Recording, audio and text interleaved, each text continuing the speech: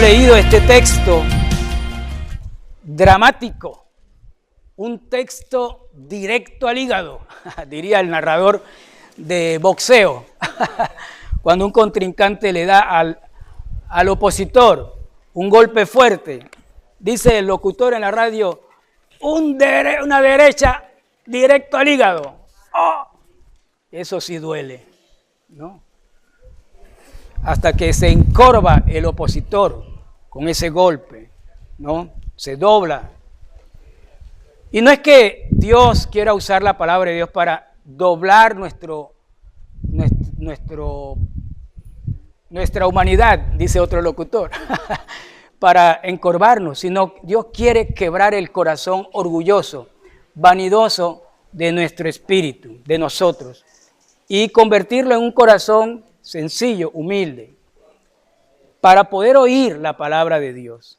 El título dice de este mensaje, la más grande lección de Jesús dada a sus discípulos, amar a Dios sobre todas las cosas.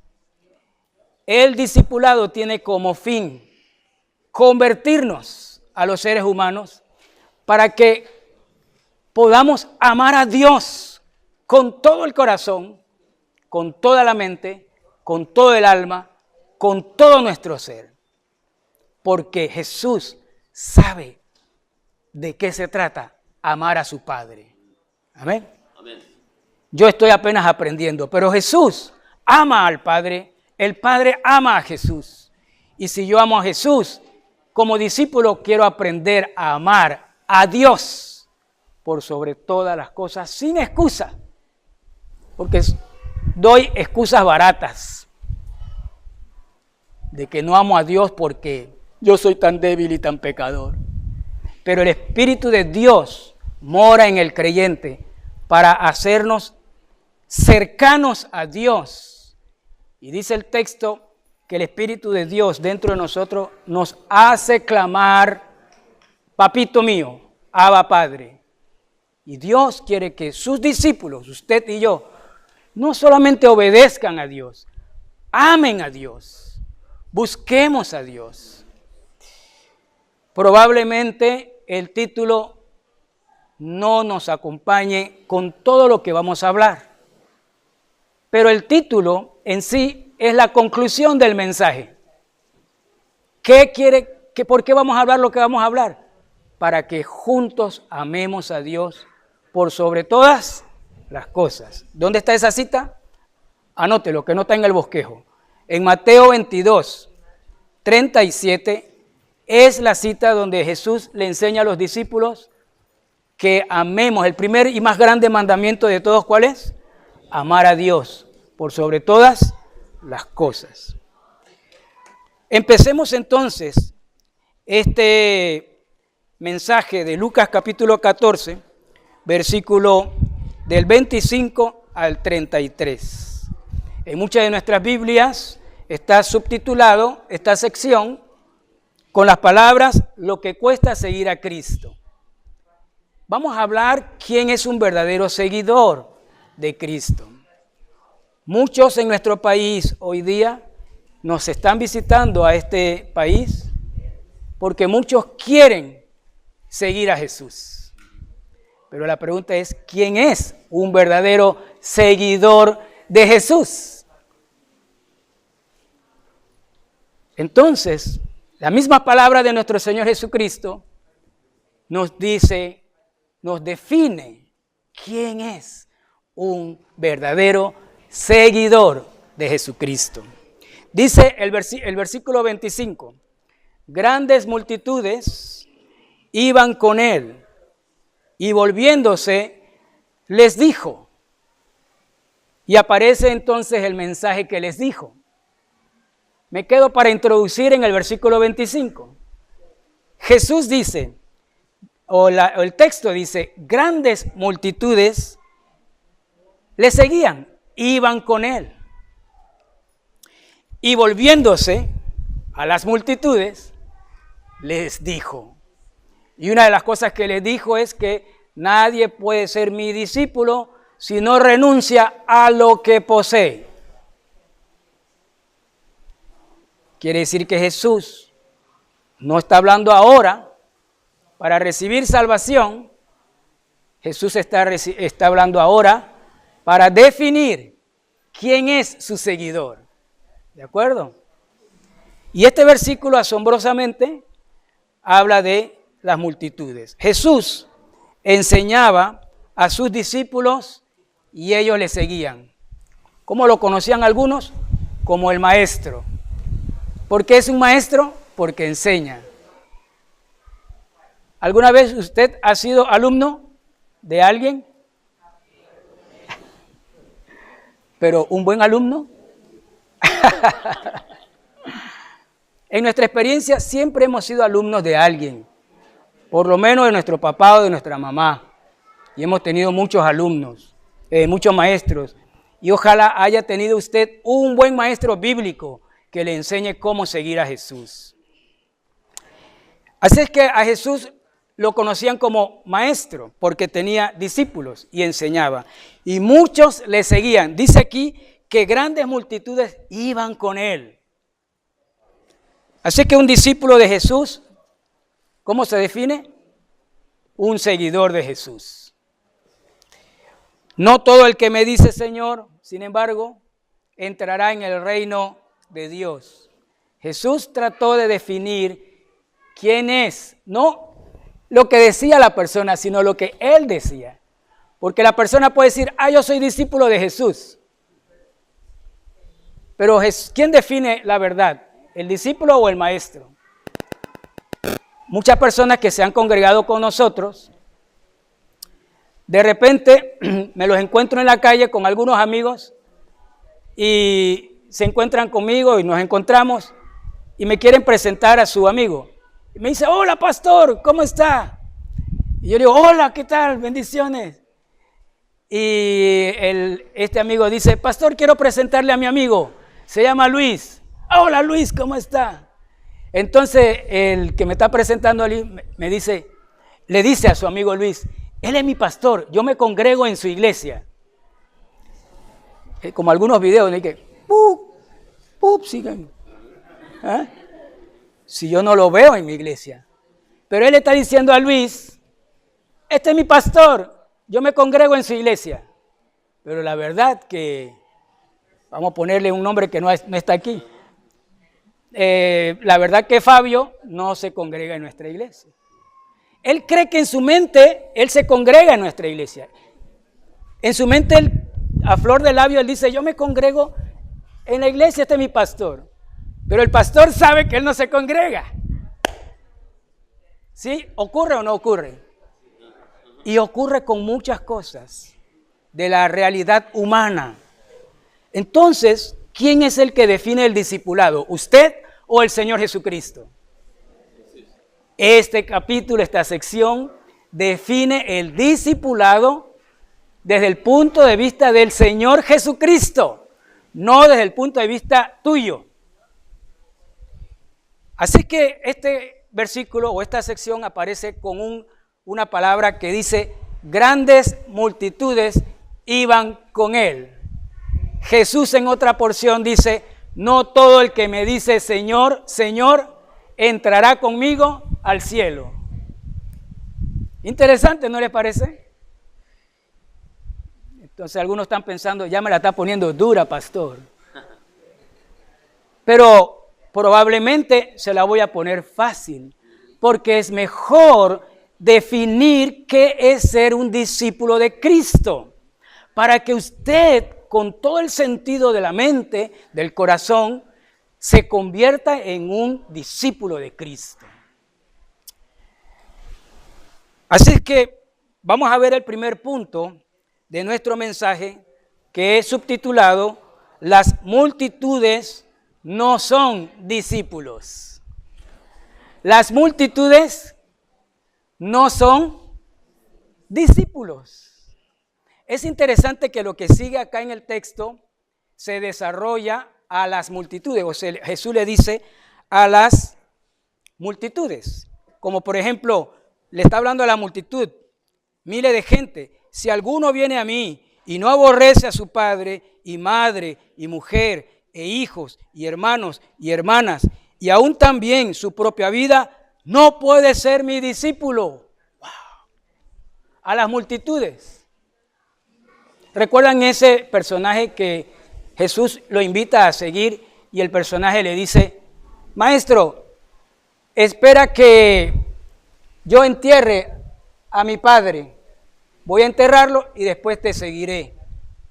¿Cuál fue la respuesta del maestro? Deja que los muertos entierren a los muertos.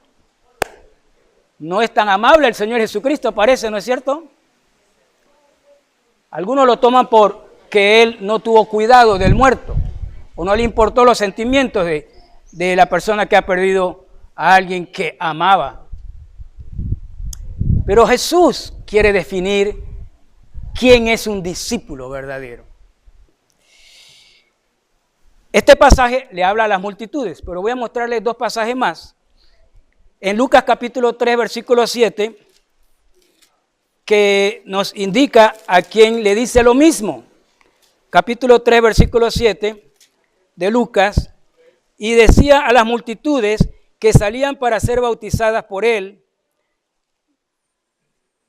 dice, oh generación de víboras, ¿quién os enseñó a huir de la ira venidera? Ese es Juan el Bautista. Juan el Bautista quiere definir que el que se va a bautizar también sea un verdadero discípulo. Otro pasaje. Otro pasaje que nos habla de que el discípulo tiene que estar claro. Porque hay muchas multitudes siguiendo la verdad de Dios. Caso de Juan el Bautista. Otro versículo. Lucas 11, 29. También habla de las multitudes. Qué cosa, ¿no? También habla de las multitudes. ¿Qué dice? Y apiñándose las multitudes, comenzó a decir. Apiñándose las multitudes, ¿qué? Comenzó a decir. Había mucha gente siguiendo a Jesús. Pero vayan conmigo también a Lucas, capítulo 7, versículo 11. Ahora aclara un poquito más, cuando el verso nos indica que dentro de las multitudes estaban los verdaderos discípulos. Así es que el mensaje es para los discípulos, pero también para definir a los prospectos de discípulos que están entre las multitudes. Voy a leer Lucas capítulo 7, versículo 11. Y aconteció después que él iba a la ciudad que se llama Naín, e iban con él muchos de sus discípulos y una gran multitud. ¿Cuántos grupos habían allí? Dice que iban con él muchos de sus discípulos y una gran multitud. Aquí sí hace una separación. Grandes líderes han sido seguidos por las multitudes, tipo Hitler, tipo Lenin y muchos otros que conocemos en el camino de la vida. Aquí mismo en Panamá varios políticos han sido líderes, maestros muy dinámicos y con interés social para un bienestar para la comunidad, han salido a la calle a dirigir masas, multitudes. Grandes líderes han sido seguidos por las multitudes. Las grandes multitudes reunidas asombran a cualquiera, siguiendo a una sola persona o una causa. Las multitudes son una herramienta de mucha gente para asombrar al resto de la gente. Están buscando popularidad, buscando credibilidad. Jesús no buscaba popularidad. Sabía que su propósito era ir a la cruz. Y murió como un criminal, como un ladrón, como un asesino. Murió Cristo en la cruz. Pero las multitudes le seguían. Para el líder es causa de gran placer y satisfacción poder reunir a las multitudes y mostrarle a la gente cuánto poder tiene ese líder. Un buen líder debe saber que también entre las multitudes ejercen o emergen los asesinos. Tenemos varias historias. Dentro de la multitud han matado a presidentes, han matado a líderes. Dentro de la multitud parece que no es tan popular nada de líder, porque siempre hay algunos que se le oponen y van a un extremo. De la multitud surgió el asesino de Martin Luther King. De la multitud surgió el asesino de John F. Kennedy. De la multitud han surgido otros asesinos que han intentado inclusive quitarle la vida al Papa en otras fechas. Así es que la multitud en realidad no es un mensaje verdadero y completo de quién es el líder ni cuáles son los propósitos de cada uno de los que compone la multitud. Un buen líder debe saber interpretar de entre las multitudes que existen ideas y opiniones variadas. Un buen líder debe estar claro que aunque tenga reunido a miles de gente enfrente de él, el buen líder debe saber de que hay ideas y opiniones muy variadas respecto de él y del motivo por el cual se reúne tanta gente. La pregunta que surge entonces, ¿cuáles son los motivos o las intenciones de los individuos que integran esas multitudes? Interesante, ¿no les parece? En medio de un ambiente como el que estamos viviendo ahora en Panamá, como que el mensaje cobra vida. ¿No les parece? Está en la Biblia, pero cobra vida para nosotros. Ese es el discipulado del Espíritu Santo. Al Espíritu Santo, para dar una verdad, Él lo saca de la Biblia, pero no se olvida de que nosotros a veces estamos fuera de contexto de la Biblia. Pero ahora nos mete, por lo menos a nosotros, a un contexto para que veamos la Biblia en su propio contexto. La pregunta otra vez, ¿cuáles son los motivos o las intenciones de las personas que integran esas multitudes? El Espíritu Santo sabe cuáles son las intenciones. Probablemente yo no. Ahora, como buen cristiano, como yo no sé cuáles son las intenciones, tampoco puedo juzgar a nadie de los que se reúnen en la multitud. ¿Qué les parece? ¿Ah? Lo que sí puedo hacer es amar, como buen cristiano, a todos los que se reúnen, y si tengo la oportunidad de mostrarle la verdad, le pido a Dios que me dé esa oportunidad y le muestro cómo seguir a Cristo. Una segunda cosa de este punto, que me estoy refiriendo a las multitudes que no son discípulos, la letra B de nuestro bosquejo dice: el motivo del ser humano es variable, incompleto, inconstante. Los motivos del ser humano son variables, tenemos muchos motivos. Aún los discípulos de Cristo, siguiendo a Cristo, probablemente tengamos diferentes motivos siguiendo a Cristo. El ser humano el motivo del ser humano es variable, incompleto, o sea, limitado, y no es constante. Hoy dije una cosa y mañana digo otra. ¿Qué problema el ser humano, no es cierto? Dios le dice a Israel en el Antiguo Testamento: cuán inconstante es tu corazón. Dios le dice a Israel: Israel, tu corazón es inconstante. Eso está en Ezequiel capítulo 16, versículo 30. Leemos allí: cuán inconstante es tu corazón. ¡Wow! ¿Cómo Dios sabe tanto? Porque es Dios. ¿Y cómo sabe Dios cómo es mi corazón? Él me dice a mí que mi corazón es inconstante. Aparte de que es inconstante, es variable.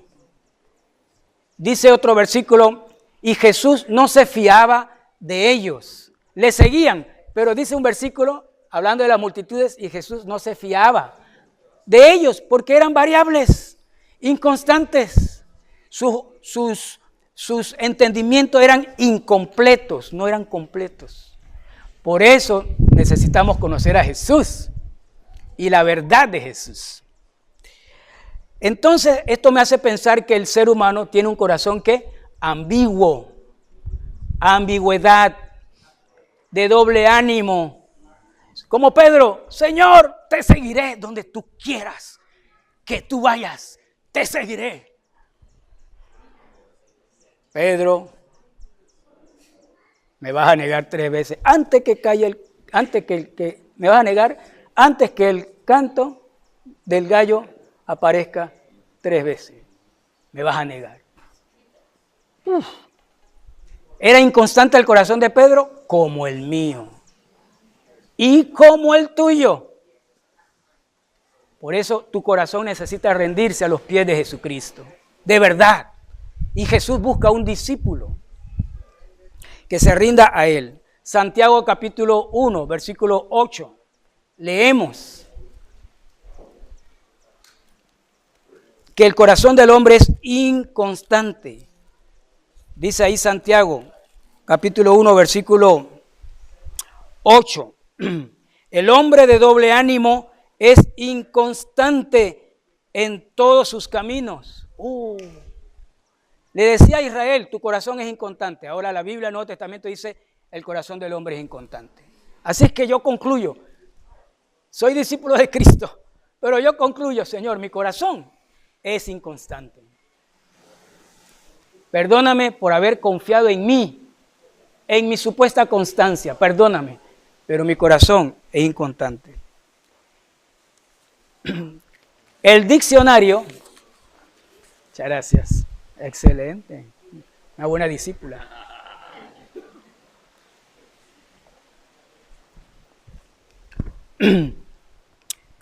El diccionario habla de ambigüedad, esta inconstancia, sinónimo ambigüedad. Estoy aquí, estoy acá, pero de repente ya no estoy en ninguno de los dos lados. El diccionario define la palabra ambigüedad como esto: posibilidad de que algo pueda entenderse de varios modos o de que admita distintas interpretaciones. Wow. Ambigüedad. Hay 2 posiciones. Y el diccionario dice que ambigüedad es algo que te permite entender o algo que se pueda entender de varias maneras, de varios modos. O que tal verdad admita varias interpretaciones. ¿Sí o no? Mateo 16, por ejemplo. ¿Quién es la roca? Gracias. ¿Quién es la roca? Es Cristo. Pero Mateo 16, muchos lo interpretan diciendo que otro es la roca. Que Pedro es la roca. Pero ¿quién es la roca? 1 Corintios 4. ¿Quién es la roca? Cristo. 1 Corintios 10, perdón. Cristo es la roca. Y toda la Biblia te presenta a Cristo como la roca. El mismo Pedro en sus epístolas dice la piedra viva, la piedra del ángulo. Cristo es la roca. Así es que para seguir a Cristo como un discípulo, usted y yo, tenemos que cuidarnos de la ambigüedad de nuestro corazón. El diccionario dice que ambigüedad también, o sinónimo, es incertidumbre, duda, vacilación. Es decir, no hay firmeza. Ambigüedad, duda, incertidumbre, no estoy muy seguro, no sé si es cierto o es falso, o vacilación. Es decir, no hay firmeza en lo que propone. Alguien dice, la ambigüedad de su respuesta nos despistó. la ambigüedad de su respuesta nos despistó. Pregunto, ¿Cristo vino a despistar a la gente? Cristo vino a colocar a la gente en la verdad, en el camino correcto. Cristo vino a traer dudas, incertidumbre a la gente. Cristo vino a traer en su evangelio, vino a traer salvación y seguridad de que Él es Cristo, único camino, verdad y vida. En la letra C de nuestro bosquejo, hablando de las multitudes, añadimos lo siguiente: Jesús conoce perfectamente nuestros pensamientos. Él conoce perfectamente nuestros pensamientos. Él sabe que tenemos un pensamiento ambiguo. En Juan capítulo 4, versículo 24, Juan capítulo 4, versículo 24,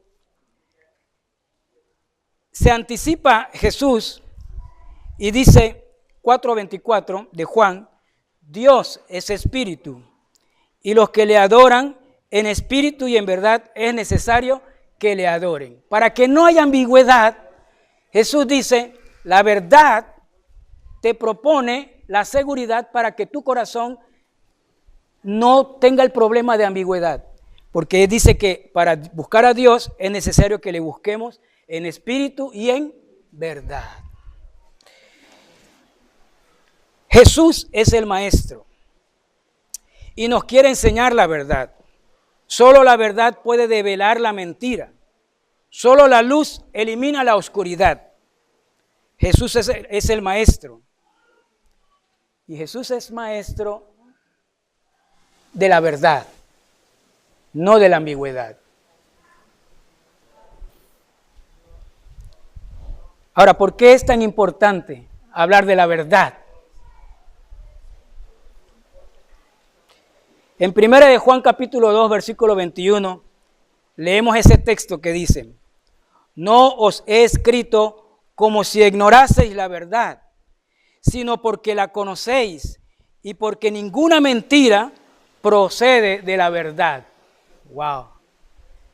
Entonces, yo me salvo de caer en el engaño de Satanás, de los falsos profetas, de los malos maestros, de los ignorantes de la verdad bíblica. Me salvo del engaño y de la mentira conociendo la verdad de Cristo. 1 de Juan 2:21, nuevamente, dice el apóstol Juan a los discípulos: no os he escrito como si ignoraseis la verdad, sino porque la conocéis y porque ninguna mentira procede de la verdad. Ninguna mentira procede de la verdad. Nadie puede seguir la verdad sin saber que es verdad. ¿Y quién es la verdad? Cristo, camino, verdad y vida.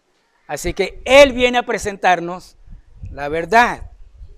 Jesús, en su discipulado, te invita a ti a saber la verdad de las cosas. En el discipulado, Jesús te invita a descubrir lo que es mentira y lo que es verdad. Y ojo, dice la Biblia que tu corazón es engañoso. Hay una canción por ahí que dice: sigue tu corazón. Lo peor que yo puedo hacer es seguir mi corazón. Ante la verdad, sigue la verdad, porque Él es la verdad. Yo no puedo seguir lo que mi corazón piensa o define. Un salmo dice: apártate del mal y haz el bien, busca la paz y síguela. Cuando tú sigues a Jesús, tú lo buscas. Cuando tú sigues a Jesús, sigues su verdad. Conoce la verdad y esa verdad es la que vale. No tu verdad, esa es la verdad. Muchos dicen: yo tengo mi verdad y allá tú tienes tu verdad. Cada uno con su verdad. Satanás en pleno apogeo. porque de la verdad no pueden salir verdades diferentes a la verdad. La verdad es Cristo y es una. Ese es el Salmo 34, 14. Busca la paz y síguela. Sigue por allí. Discípulo de Cristo, ¿estás siguiendo la verdad?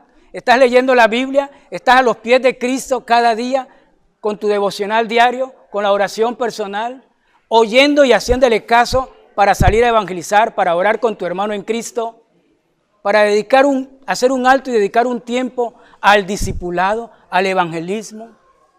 Discípulo de Cristo, no es que no tengan la verdad.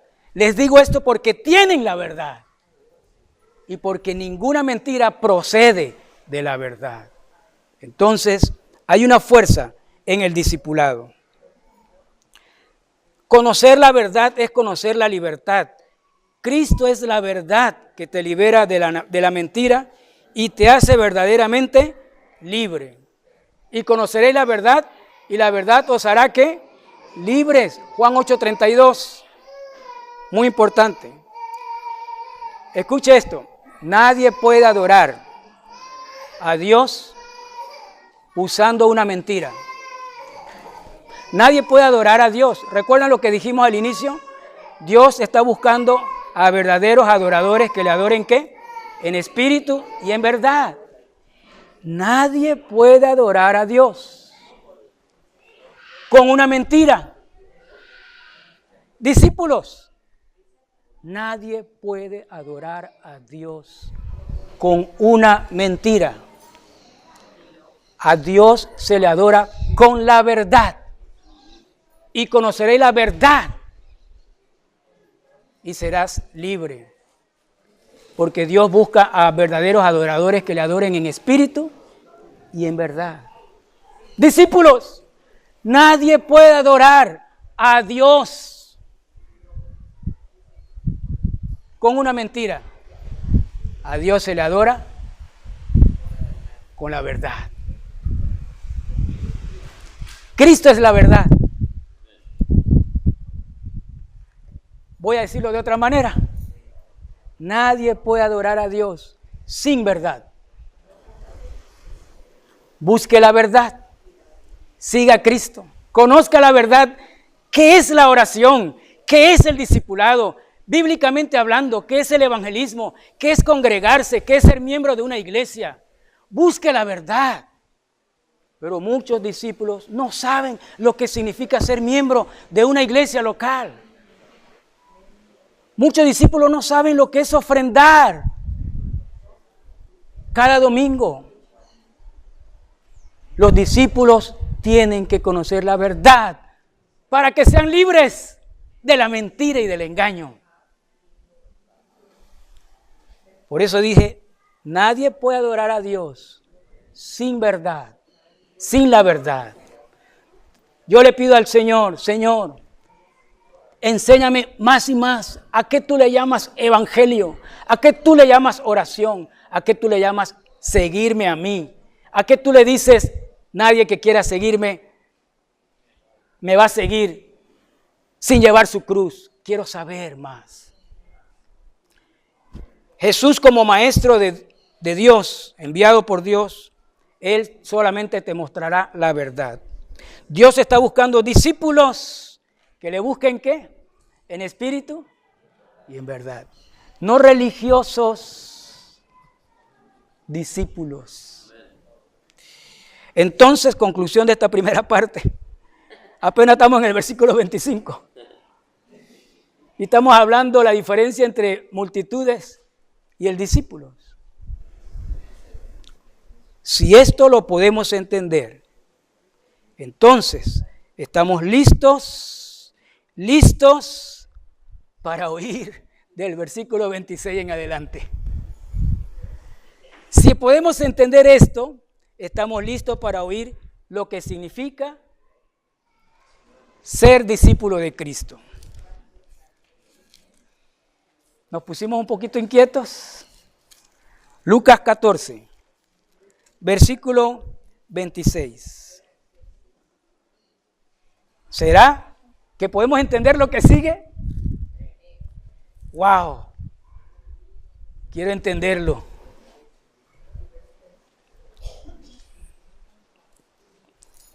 Vamos a resumir lo que sigue usando el versículo 33. Mire lo que dice. Así pues, cualquiera de vosotros que no renuncia a todo lo que posee, no puede ser mi discípulo. Ay, ay, ay. Me la está poniendo dura, pastor. No, yo solamente estoy leyendo Lucas 14:33. No estamos hablando de salvación, estamos hablando de quién es salvo y quién sigue a Cristo. ¿Quién es el discípulo que sigue a Cristo con la verdad, no con la mentira? Voy a leer otra vez. Así pues, cualquiera de vosotros, ahora sí dice, cualquiera de vosotros, me incluyo a mí, ¿no? Cualquiera de vosotros que no renuncia a todo lo que posee, no puede ser mi discípulo. Bien, vamos a seccionar un poquito esto. En el versículo 26 aparece la primera vez la frase, no puede ser mi discípulo. Miren el versículo 26. Aparece por primera vez, no puede ser mi discípulo. En el versículo 27 aparece por la segunda vez, no puede ser mi discípulo. ¿Sí lo ven? Y en el versículo 33 aparece por la tercera vez, no puede ser mi discípulo. Discípulos de Cristo. ¿No será importante este pasaje? ¿No será importante este pasaje? ¿Qué creen? ¿Es importante o no es importante? 3 veces a la multitud, obviamente, y a los discípulos que estaban ahí, Jesús le dice, no puede ser, tú no puedes ser, tú no puedes ser, tú no puedes ser. Yo quiero ser. Él me salvó, Él dio su sangre, Él murió en la cruz, Él limpió mis pecados. Voy para el cielo, pero vivo no como discípulo, sino como un miembro de la multitud. Yo no soy de la multitud, o usted es de la multitud. ¿Quién es de la multitud? Jesús no está buscando, Él quiere discípulos que le adoren de verdad. Así que la primera letra de nuestro segundo punto, Jesús está buscando discípulos. La primera letra A dice, un discípulo no pone a nadie en importancia primaria sobre Jesús. Mire, este es el ABC del discipulado. 3 cositas, rápidas. El ABC, lo más sencillo del discipulado. ¿Quiere definir el discipulado? El ABC. A, B y C. A, versículo 26. Versículo 26, ¿están listos? Si alguno viene a mí y no aborrece a su padre y madre y mujer e hijos y hermanos y hermanas y aún también su propia vida, no puede ser mi discípulo.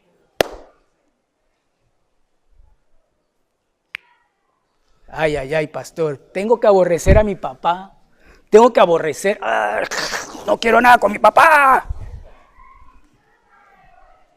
Tengo que aborrecer a mi mamá, tan buena ella que ha dado su vida por mí. La tengo que aborrecer por seguir a Cristo. ¿Qué está diciendo Jesús aquí? No uses a tu papá, no uses a tu mamá, no uses a tu hijo, no uses a tu hija como excusa de que no puedes venir en pos de mí. Ay, ay, ay. No tengo excusa. Si quiero ser discípulo de Cristo, yo voy a ponerme una excusa. Deja, Señor, que entierre primero a mi papá. Ahora vengo. Cuando vengo, ya Jesús está por allá. Siempre ando corriendo de lejos, porque Jesús anda por allá, yo estoy tratando de alcanzarlo. Así no se sigue a Jesús. A Jesús se le sigue, donde Él está hablando, uno se detiene, se sienta en cuclilla, abre los oídos, abre el corazón, y antes que termine, el discípulo dice, Señor, quiero seguirte, todavía quiero seguirte, voy a hacerlo. Así que el ABC del discipulado es A. No lo podemos aprender, yo no sé. Un discípulo no pone a nadie en importancia primaria sobre Jesús. Jesús es primero, Jesús es segundo, Jesús es tercero, cuarto, quinto y sexto, y décimo y decimoquinto. Jesús es el Señor. Pero todavía nosotros estamos poniendo nuestras relaciones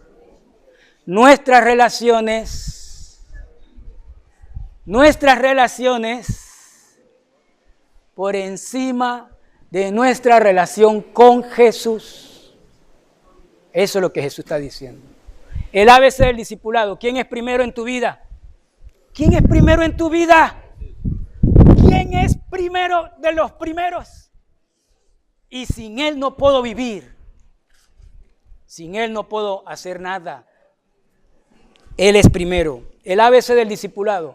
Un discípulo no pone a nadie en importancia primaria sobre Jesús. Segundo, la letra B. El ABC del discipulado. Segundo, versículo 27. Y el que no lleva su cruz y viene en pos de mí, no puede ser mi discípulo. Ay, pastor, dice un aconsejado en el salón de consejería del pastor. Ay, pastor, ore por mi cruz que estoy llevando, mi suegra.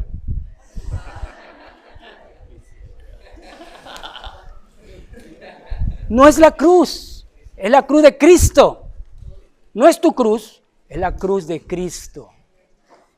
Dice, y el que no lleva su cruz y viene en pos de mí, no puede ser mi discípulo. El discípulo va en pos de Jesús. ¿Y a dónde fue Jesús? A la cruz. ¿Y a dónde va Jesús? A la cruz. ¿Y a dónde va el discípulo? A la cruz. Dice por allí el texto bíblico que cuando lo agarraron, lo dejaron solo, se fue todo el mundo. El Espíritu Santo tuvo que trabajar horas extra en los 11 discípulos para hacerles entender quién era Jesús después de su muerte en su resurrección. El ABC del discipulado. B. Un discípulo oye y aprende en pos de Jesús sin dejar la cruz. Letra B. Un discípulo oye y aprende en pos de Jesús sin dejar la cruz. ¿Qué significa? Burla, persecución, negación. Probablemente los negocios, hay que dejar los negocios probablemente los domingos para ir a buscar a Jesús. Hay que reactivar algunas cosas en nuestra vida. Dice el número 2, un discípulo oye y aprende en pos de Jesús sin dejar la cruz. ¿Quién dijo que seguir a Jesús era ir a la feria, al festival, al Playland Park, a la montaña rusa, a New Orleans, Walt Disney, Hollywood, palomita de maíz? Cuando yo presento una película cristiana con el propósito de evangelizar a personas, no reparto palomitas de Jesús en la presentación de una película cristiana, porque distrae el propósito. Si es el propósito. Si el propósito de presentar una película cristiana es entretenimiento, que puede ser, reparto palomitas de maíz, no hay problema. Pero que nadie me quite el propósito de dar el evangelio, aún comiendo palomitas de maíz. Un discípulo, repito, el ABC, oye y aprende en pos de Jesús sin dejar la cruz. Y la letra C, tercero, el ABC del discipulado. Un discípulo renuncia a lo que posee. 14:33. Así pues, cualquiera de vosotros que no renuncia a todo lo que posee, no puede ser mi discípulo. ¿Qué poseo? A ver, ¿qué poseo? A ver, ¿qué poseo? pues de repente un techo, una casa, un carro, ropa, ¿ah? La familia. Pregunto, ¿qué poseo? No, pero de poseer de verdad. No es de que, yo tengo 5 camisas, regalo 4 y no importa, me quedo con una, no hay problema.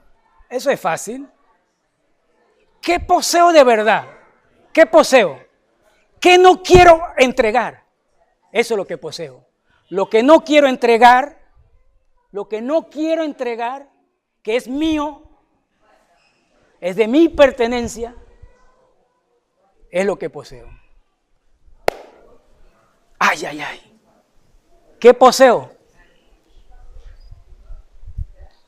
El discípulo posee a Cristo. No quiero renunciar de poseer a Cristo. Todo lo demás, dice Pablo, es basura y lo tengo por pérdida, por basura, no sirve, me incomoda. Si hay algo que te incomoda para seguir a Cristo, renuncia a eso, deséchalo. Eso es lo que está diciendo Jesús. No renuncio a Cristo, dice Pablo. Para mí, el vivir es Cristo y el morir también es Cristo. Sea que viva o sea que muera, de Él somos, de Él soy. No renuncio a Cristo. Renuncio a todo lo demás, con tal que eso me está estorbando y no quiero renunciar a Cristo. Puedo renunciar a eso, pero a Cristo no voy a renunciar. Bueno, aprendimos el ABC del discipulado. Ay, ya otra vez hablé demasiado, ¿no es cierto? El discipulado habla de Cristo, no habla de religión, no habla de mi concepto, de mi opinión, de tu opinión. El discipulado habla de Cristo. ¿Y de qué habla en resumen? En resumen, ¿de qué habla el discipulado? De la cruz. Voy a leerlo entonces, el ABC, las 3, para ver cómo suena. ¿Lo tienen allí? Vamos a leerlo si lo tienen como yo lo tengo. El ABC del discipulado, ¿cuál es? Un discípulo no pone a nadie en importancia primaria sobre Jesús. Letra B. Un discípulo oye y aprende en pos de Jesús sin dejar la cruz. Letra C. Un discípulo renuncia a lo que posee. Vamos al tercer punto. Y último. Un discípulo abandona la multitud y sigue a Jesús. ¿Cómo? Habíamos empezado viendo a la multitud, ¿no es cierto? Ahora, como buenos camarógrafos de la película, dejamos de enfocar a la multitud y comenzamos a enfocar al discípulo, ¿no es cierto? Ahora vamos a voltear la cámara y vamos a enfocarnos a nosotros. A ver si pertenecemos. ¿Nos vieron en la toma de la multitud o nos vieron en la toma de los discípulos? Y hacemos la toma para nosotros. El que vea esa película, ¿qué va a decir? Alex es de la multitud. El que vea esa película va a decir, Alex es discípulo. La pregunta entonces, un discípulo, ¿cómo sigue a Cristo? Un discípulo abandona la multitud y sigue a Jesús. No es lo que dice la multitud, es lo que dice Jesús. Aquí aparece otro ABC. ¿Cómo entonces? ¿Cómo yo sigo a Jesús? La letra A dice, el discípulo debe seguir a Jesús de acuerdo al versículo 28 y 29. De acuerdo a lo que dice Jesús, cómo se hacen las cosas, no como yo digo. Versículo 28 y 29, Lucas 14, 28. ¿Están conmigo? Lucas 14, 28. Quiero que lo vea de la Biblia directamente, 14, 28. ¿Cómo entonces podemos seguir a Jesús según el plan de Jesús? Versículo 28. Porque, dice, aquí está la respuesta, porque yo estaba ahí y le pregunté a Jesús, ¿cómo entonces, maestro? Y él estaba ahí y me dice, ¿por qué?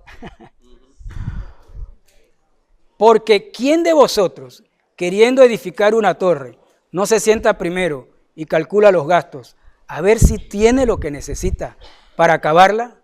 No sea que después que haya puesto el cimiento y no pueda acabarla, todos los que lo vean, los que están viendo la película, todos los que lo vean, comiencen a hacer burla de él.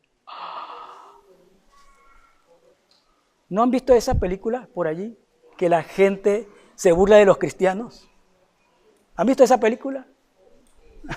No, bueno, no es una película, es lo que vemos a veces. La gente habla mal de los pastores que se llenan de plata, ¿sí o no? La gente está viendo una película. La gente está viendo una película. Las multitudes están viendo una película. A los verdaderos cristianos y a los no verdaderos cristianos. ¿Y de quién hablan? Todos son iguales. No todos son iguales. Bien, veamos, ¿qué dice Jesús? Rápidamente, ¿cómo debemos seguir a Jesús? Habla de edificar una torre, ¿no es cierto? Dice nadie que no quiera, que queriendo tratar, ¿no? Que quiere construir una torre. Bueno, ¿cómo vamos a desarrollar el discipulado? El ABC del desarrollo. Desarrollar el discipulado. Bueno, el desarrollo del discipulado es cómo construir una torre. El discipulado es cómo construir una torre. ¿Cuánto dura construir una torre? Una buena torre, bonita, grande, fuerte, buena estructura, que pueda levantarse y divisar desde cierta altura a los enemigos que vienen por el norte, por el sur, por el oeste, por acá. Una torre de vigilancia. ¿Cómo se puede construir para ver claramente lo que viene el enemigo? Tiene que ser buena torre, ¿sí o no? Y que cuando le disparan algunos cañonazos se mantenga. Nadie que quiera construir una torre, no hace algunas cosas. Número 1, así es el discipulado. Tiene que establecer un cimiento. ¿No dice así? Queriendo edificar una torre, dice, no sea que después que haya puesto el cimiento, versículo 29, ¿qué se pone primero? El cimiento. Pregunto, ¿cuáles son las doctrinas básicas de la Iglesia Bautista de Redención? Ay, ay, ay. ¿Quién me puede decir cuáles son las doctrinas básicas de la Iglesia Bautista de Redención? Cimiento, fundamento. Tenemos, eso no se prende la radio y ya yo sé toda la doctrina básica de mi iglesia. No, tenemos que vivir iglesia, tenemos que ser parte y crecer juntos como iglesia y saber detectar, esta es la verdad. Cimiento.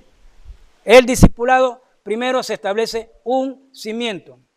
Segundo, dice, y no puede acabarla. Dice que ve si tiene lo que necesita para acabarla. ¿Cuál es el propósito de construir una torre? ¿Cuál es el propósito de construir una torre? Terminarla, acabarla. ¿Saben qué? Muchos en nuestra iglesia han entrado al discipulado y no han terminado el discipulado.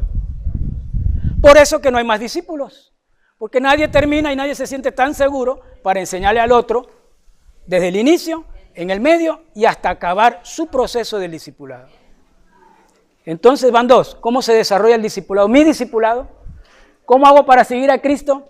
Tengo que ver cuál es mi cimiento.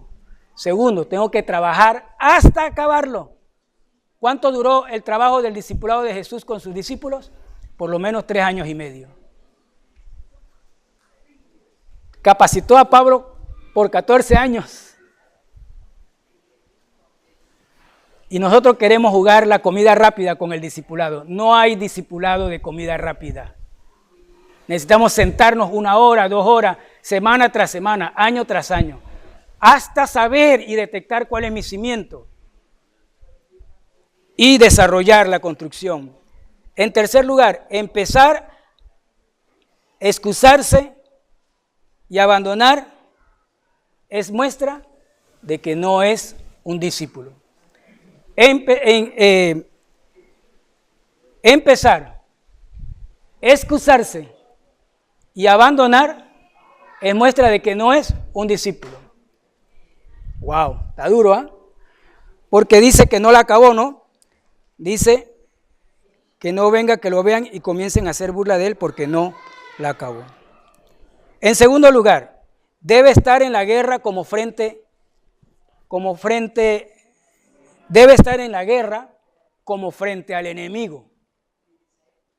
Ahí dice, estamos en guerra, pero está en United States y hay otros que están guerreando en Afganistán. Y dice, estamos en la guerra. Claro, como nación, dicen los soldados, aquí no tenemos soldados. Por eso uso esta referencia. Y los americanos dicen, estamos en guerra. Claro, ellos sí tienen ese concepto por la historia. En Corea, vi un día que salimos a la calle, la movilización de la sociedad civil como una práctica para un momento de guerra. Y vi cómo paraban los autos, y cómo paraban a la gente allá, y cómo hacían correr a un grupo de gente, y los soldados estaban por ahí estacionados. Corea, otra mentalidad como nación, estamos en guerra. Pero los cristianos estamos chéveres. Los cristianos no estamos en guerra. Aquí en Panamá no tenemos ejército, no tenemos el cuadro mental completo. Entonces los cristianos de Panamá estamos todos chéveres. Vida abundante Jesús nos dio, ¿no? Y cuando vamos a la iglesia es cuando nosotros decidimos ir a la iglesia, aquí en Panamá. Cuando vamos a evangelizar es cuando nosotros decidimos evangelizar. Cuando vamos a orar es cuando nosotros no estamos en guerra. Pero el discipulado se vive como si estuviéramos en guerra frente al enemigo. ¿O qué rey, al marchar a la guerra contra otro rey, no se sienta primero y considera si puede hacer frente con 10,000 al que viene contra él con 20,000? Ojo, el discipulado es semejante a alguien que está en guerra teniendo al enemigo enfrente. 3 cositas. Guerra, 1, establecer una estrategia efectiva sobre la desventaja. ¿El rey del cuadro de Jesús está en ventaja o en desventaja? ¿Está en ventaja o en desventaja? Está en desventaja. Ese rey tiene un ejército de 10,000. El enemigo tiene un ejército de 20,000. Está en desventaja. Ahora, ¿nosotros estamos en ventaja o en desventaja? Usted dice que está en ventaja. Bienaventurados los hombres de fe que dicen que están en ventaja. Pero cuando nos botan del trabajo, a un cristiano lo ponen en desventaja. Cuando se burlan de un cristiano que está evangelizando, lo ponen en desventaja. Cuando otras religiones se reúnen en multitudes y los cristianos no estamos en multitudes, pareciese que estamos en desventaja. El discipulado se va a vivir a Cristo en ventaja o en desventaja. Si estás en desventaja, tienes que hacer algo para recuperar el terreno y no perder la guerra. ¿De acuerdo? En tercer lugar, diluir y negociar con el enemigo sería abandonar el reino adquirido. Hasta sonó en prosa, en verso. Repito, diluir y negociar como discípulo, diluir y negociar como guerrero, negociar con el enemigo sería abandonar el reino adquirido. Muchos cristianos están negociando con el enemigo.